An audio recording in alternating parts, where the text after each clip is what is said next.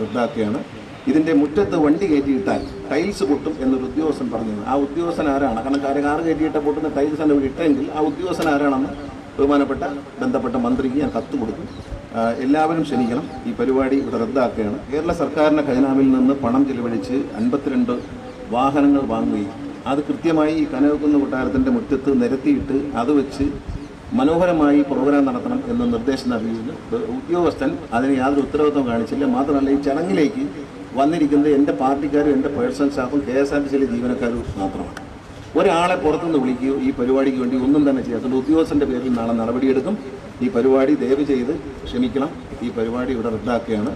ഇതിൻ്റെ മുറ്റത്ത് വണ്ടി കയറ്റിയിട്ടാൽ ടൈൽസ് പൊട്ടും എന്നൊരു ഉദ്യോഗസ്ഥൻ പറഞ്ഞത്. ആ ഉദ്യോഗസ്ഥൻ ആരാണ്? കാരണം കാറ് കയറ്റിയിട്ട പൊട്ടുന്ന ടൈൽസ് ഇവിടെ ഇട്ടെങ്കിൽ ആ ഉദ്യോഗസ്ഥൻ ആരാണെന്ന് ബഹുമാനപ്പെട്ട ബന്ധപ്പെട്ട മന്ത്രിക്ക് ഞാൻ കത്ത് കൊടുക്കും.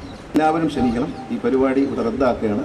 ഇത് ഞാനിവിടെ എല്ലാ വണ്ടിയും നിരത്തിയിടണം എന്ന് പ്രത്യേക നിർദ്ദേശം വണ്ടി വരുന്നതിന് മുമ്പ് തന്നെ നൽകിയിരുന്നു.